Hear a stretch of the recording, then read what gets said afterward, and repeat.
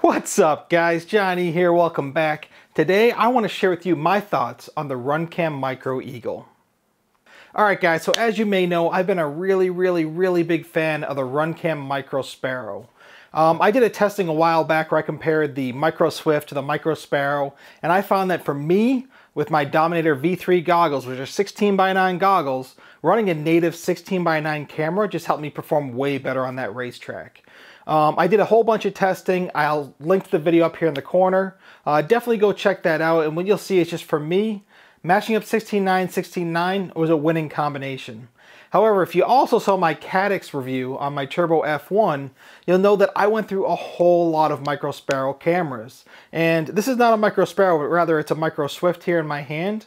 And it's a pretty small camera. I love the form factor, the micro form factor, but they are very vulnerable to impacts and they can get damaged relatively easily, at least when I'm flying. Nobody else seems to damage them like I do, but I believe I've gone through about 11 of these cameras so far. Alright, so while I've been really loving that Sparrow, there are some certain things I don't like about it. If you get in a situation where there's sun coming at you, everything else can get really dark. The wide dynamic range just does not match what I'd expect for a CMOS sensor, and so I've long been looking for something else to fill those needs for me. Now the Sparrow has been an absolutely fantastic camera for me. While it does have some weakness with its light handling, I do really like that picture quality I get under ideal situations. I love the 16:9 picture it gives me, but there's kind of two issues that I've kind of been looking to resolve. One, as I said, I've been through a lot of Sparrows, I've done a lot of damage to them, they're relatively vulnerable to impact, and they're hard to protect. And then two, because you do get these 16:9 cameras where they're kind of like squished down, you have a little bit less vertical field of view, which can impact you during racing. It can be very difficult to both go full tilt boogie and yet also pull back on the light section. So having a camera that gives a bigger field of view, kind of like the Micro Swift did, would have been really beneficial. And that's something I've just kind of been dealing with because overall that 16:9 picture has really helped me around the racetrack. All right, so all that brings us back to the camera I want to talk to you today, which is the Runcam Micro Eagle. Now, according to the spec sheet, the Runcam Micro Eagle has amazing field of view, 170 degrees when it's in 16:9 mode, and it is a 16:9 native camera. In addition to that, it's supposed to have the best wide dynamic range of any Runcam's camera. On top of that, it has a more substantial body, which adds a few grams in weight, but should also make a much more resilient camera. Alright, so here's the camera right here in my hand. If you just take a look at these two, and you put them side by side, you can see that even though side to side they're roughly the same size, one of these two cameras is significantly more substantial than the other.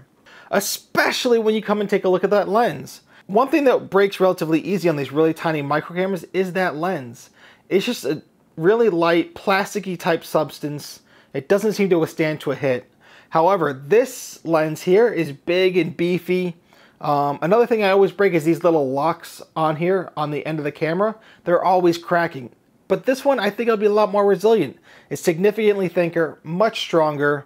I really think this camera is going to last. Now, before I brought you this review, I wanted to spend some time putting this camera to the test. And I've managed to put it in two of my builds to test it under two different situations. First, if you guys saw my review of the Flight Test Turbo Gremlin, you'll notice that for the camera, I was actually using a Micro Eagle camera. So this is how I wanted to test it in a micro build. Something that is a Micro Eagle should fit into micro builds. And it really did, and it worked really well. I was pretty impressed that the thing fit in there. It still spins my 2.5-inch props, no problem. And I was able to get a lot of testing done with this build. But what I'm really interested in is how does it work with my 5-inch racers? If you remember this thing here, this is my 6S Beast that I talked about when I talked about racing in 6S. Obviously, it's been through a lot of use. It's seen some better days. But I'll get this thing cleaned up. But what I have done is I've been able to put through 2 months of testing on this Micro Eagle camera and made sure it's going to stand up to my needs as a 5-inch racing camera. Alright, so first things first when it comes to this specific build, this is the Mode 2 Ghost. And the Mode 2 Ghost was designed after micro cameras had become very popular, where the creator of the frame was only concerned with how it would fit micro cameras. Now, at the time, there was nothing like this on the market, so I was really curious, would this still fit a Micro Eagle inside of the Mode 2 Ghost when it was really designed to run things like the Foxeer Arrow Micro or the Runcam Micro Swift and cameras more of that size? Now, if you look at it, you can see it does fit, but it's also a pretty tight fit. That lens can get slammed inside the top plate. Sometimes it doesn't quite get to the camera angle you want. However, with a little bit of maneuvering around of the TPU mounts, you can get pretty much any angle you want. It does actually fit in here, and so far it's been working pretty well. All right, so that kind of covers how it fits in the build and if it actually fits, and it works really well. Even though it's a few extra grams, it does still fit in these builds. But really what we want to know is, how does it perform when you're flying? How does it perform? How does it look? Now, the first test I actually did is I put it on the bench next to my micro Sparrow. I just wanted to see roughly what the field of view was. I heard it's a massive field of view. I put my micro Sparrow on the bench. I looked around, saw roughly what I'm used to seeing. And then I put the micro Eagle on the bench and saw what I could see that way. The difference was actually pretty substantial. I could see more vertical and more horizontal. I was like, you know what? It's not so much more that'll be a problem to fly with, but it is more, which is what I was looking for at the time. Now, the first time I got to try this out, I actually took it out to the dome. What happened though is I actually struggled a lot to fly this camera in the dome. And at first I didn't quite know why. Things didn't look right to me. At first I thought maybe it was just that wider field of view. I wasn't used to it compared to what I'd seen in that Sparrow. But it turns out when you buy the Micro Eagle, even though it is a 16:9 camera, it comes in a 4:3 configuration by default. So if you want to be running this in 16:9 like I do, you have to go into your OSD configuration menu and change that aspect ratio to 16:9. Once I did that, the picture looked much more like I was used to. As I was taking turns, I was able to hit those gates like I expect. Everything was just working much, much better. So if you want 16:9, make sure you go into that menu, change to 16:9. If you want 4:3, like I said, it was already wider width-wise than my Micro Sparrow, which is a 16:9 camera, when it was cropped into 4:3. That's an important thing to mention. The way that the Micro Eagle works is the native sensor is a 16:9 sensor. However, if you run it in 4:3 mode, what it actually does is it squeezes in that picture and only shows you the middle of that sensor. That may sound like it doesn't make it a good 4:3 camera, but from what I saw, the field of view when in 4:3 mode is actually still really, really good. If I had 4:3 goggles, I would not hesitate to running this camera just because of that cropping in mode. So the next thing, I really care about durability of the camera. I can report so far, I have not been able to break one of these cameras. And going 2 months for me without breaking a micro camera is a really, really good accomplishment. I will also say that I did manage to strike a pole directly in the middle on this build, and I did not break anything on the camera. That tells me that this camera is more durable than what I'm used to in the Micro Sparrow. The lens is definitely stronger than what I'm used to in the Micro Sparrow. I think I found a real winner here with micro cameras and durability. So far, I'm really, really impressed. So that brings me to the picture quality when I'm flying around. First thing I had to say is DVR does not do these things justice. I'm going to show you DVR. I've been showing you DVR footage, but you can't compare what you see in a DVR to what you actually see in the goggles. This is one of those times that I really, really, really wish that I had an onboard DVR system on my builds so I could share with you something that looked more representative of what I see than when I'm getting through that crappy Fat Shark DVR. So one thing to keep in mind is that the resolution of the screens inside my goggles when I'm viewing that picture is 800 by 480. Not ideal, but still. When I record with the DVR, it actually squashes it down to 640 by 480. So what's happening is when I see that picture, it's significantly sharper than when it's in that DVR. On top of that, there's significant compression in the DVR to store that footage, which also decreases that quality. So what I'll say is that when you're flying around and you first try this Micro Eagle, the sharpness of the picture you see, honestly for me, it's unlike any other camera I've ever seen. It looked like something that I never thought my goggles could do. I did not know my goggles could give me a picture that sharp. I thought I'd need a higher resolution goggle. Now, what you've probably also seen if you've seen other reviews of this camera, or even if you're watching this DVR footage here, you will see this CMOS sparkling in that picture. What I want to assure you of is when I'm flying, I do not notice it. It is there, but it's significantly less than what you're seeing in the DVR. And what's happening there with that sparkling, the camera inside the Micro Eagle is actually a 1200 TV line image. And what's happening is when it comes to my goggles, it's being transformed down to an 800 TV line image. So when you do that, the way that the image gets combined, some of those pixels start to sparkle and shift back and forth, and that can cause that shimmering artifact. That also can cause different issues like moire that you may see, or aliasing that you may see. Now, when you go ahead and do that again, going from 800 TV lines down to 640 TV lines, again, you're introducing more of those artifacts and you're seeing more of that sparkling. So if you see the DVR and you see those sparkles, like, oh, I could never deal with that. Just know it works different in the goggles. It's still there, but much less than the DVR.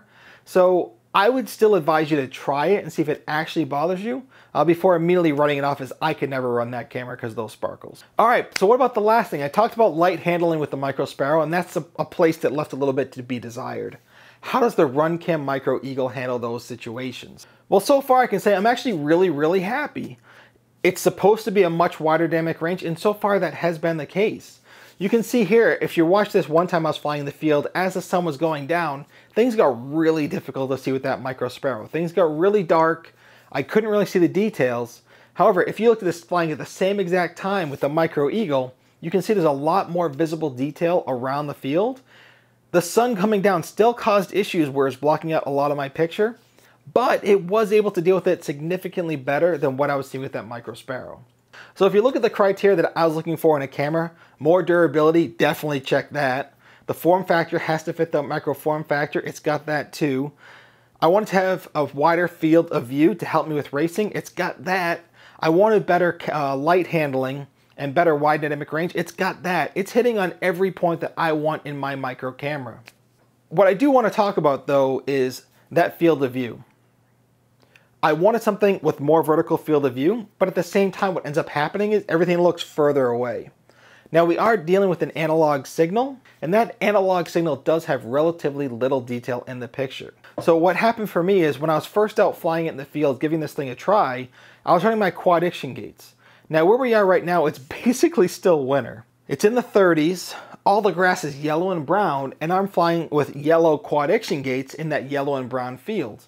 So what's happening for me is because everything's pushed back further, when I see those quad action gates in the distance, oftentimes I can't even see them.